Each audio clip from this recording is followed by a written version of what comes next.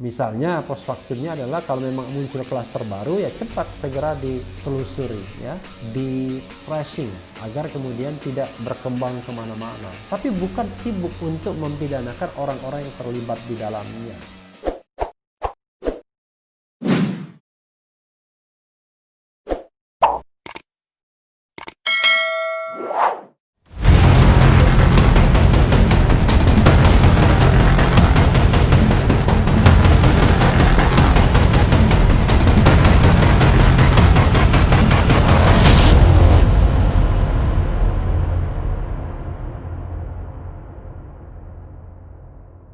Assalamualaikum warahmatullahi wabarakatuh, Sobat RH sekalian. Jumpa lagi kita di channel yang keren ini, Keren Cadas. Kali ini saya tetap Uber ya, ulas berita bukan breaking news ya. Ini soal, ini lucu, ngeri-ngeri sedap, seru ya.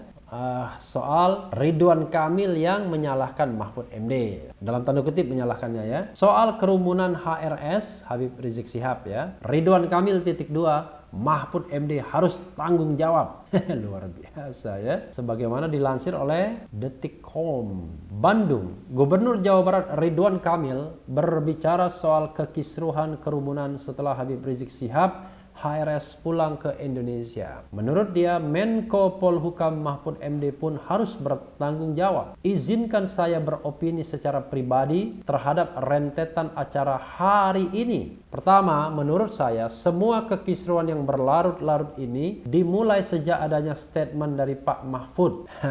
Di mana penjemputan HRS ini diizinkan, ujar pria yang akrab disapa Kang Emil ini setelah menjalani pemeriksaan di Mapolda Jawa Barat, Jalan Soekarno-Hatta, Kota Bandung, Rabu 16 Desember 2020. Menarik ya, karena Pak Mahfud underestimate terhadap masa Habib Rizik.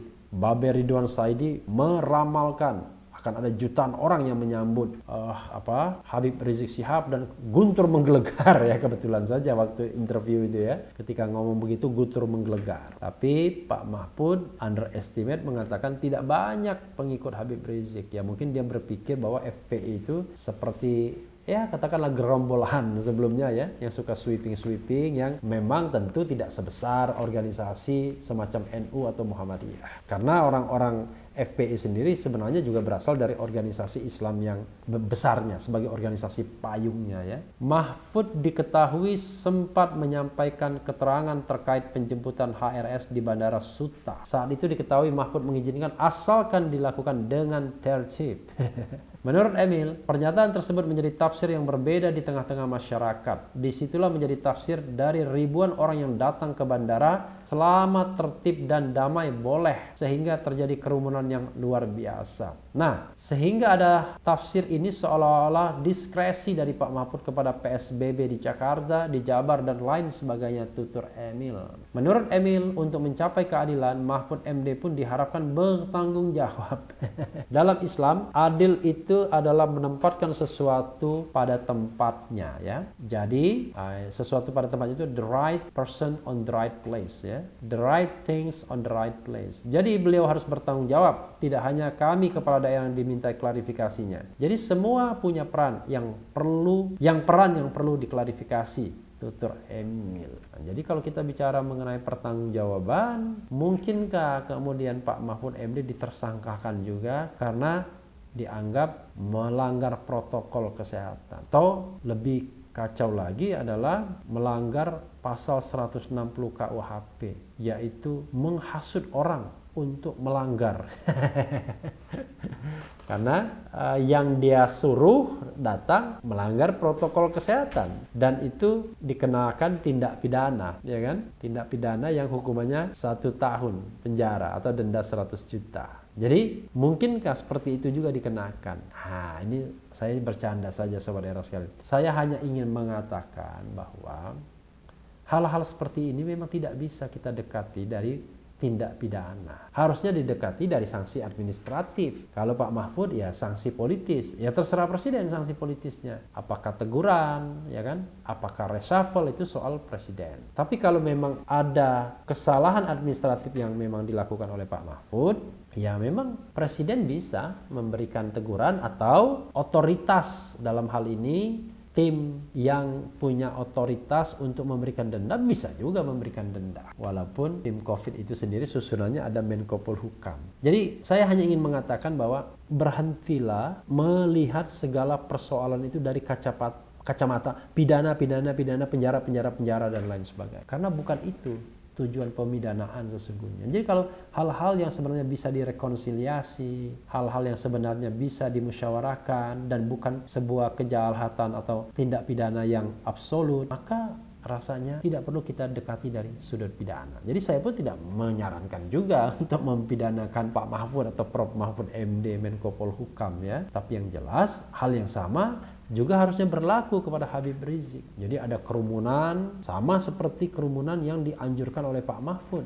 Oke, Pak Mahfud akan mengatakan bahwa ya saya hanya mempersilahkan tapi tetap dengan tertib dan lain sebagainya. Sama, kerumunan yang diciptakan oleh Habib Rizik juga maksudnya begitu. Disuruh agar dia tertib seperti dijelaskan Bebe Haikal. Ketika perkawinan ada nomor kursinya, jam undangan datangnya jam berapa ya. Tapi kemudian itu di luar kontrol ya, out of control. Nah, saat itulah harusnya petugas menegakkan aturan dengan membubarkan kerumunan tersebut atau mengatur kerumunan sedemikian rupa. Jadi justru yang harus diberikan sanksi petugas yang lalai. Nah, petugas yang lalai itu siapa? Apakah dia Satpol PP? Apakah dia dari Kementerian Kesehatan atau dari BNPB? Nah, kalau dari BNPB, paling tidak BNPB sudah mendeploy masker untuk mencegah semua itu. Tidak ada perintah untuk membubarkan kerumunannya misalnya. Jadi maksud saya hanya ingin mengatakan kalau tidak ada agenda lainnya, misalnya katakanlah ingin menyetop sepak terjang HRS, Habib Rizik Syihab, kasus kerumunan ini kasusnya kecil saja.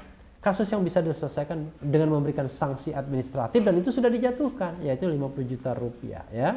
Jauh sebelum Rizik pulang ke Indonesia, Mahfud memang berbicara soal kepulangan Rizik. Bahkan ia juga berbicara soal penjemputan HRS di Bandara Soekarno-Hatta. Silakan jemput, tapi tertib, rukun dan damai seperti yang selama ini dianjurkan oleh Habib Rizik. Ingat, pesannya tertib, rukun dan damai. Bukan jangan melanggar COVID atau protokol kesehatan ya. Oleh sebab itu, kalau mereka yang membuat ribut, membuat rusuh, kita anggap bukan pengikutnya Habib Rizik. Kalau pengikutnya Habib Rizik pasti yang baik-baik, pasti revolusi akhlak, tutur Mahfud kepada wartawan Senin 9 Oktober. Jadi entah Pak Mahfud ini ingin memberikan motivasi, encouraging, atau mau menyindir pengikut Habib Rizik yang suka bikin rusuh misalnya, kalau ada yang mau bikin rusuh, yang jelas adalah dia membolehkan orang datang asal tertib, rukun dan damai. Bukan asal jangan melanggar protokol kesehatan, asal mematuhi protokol kesehatan. Jadi sobat era sekalian, apakah Pak Mahfud akan dikonstruksikan telah menyuruh, menghasut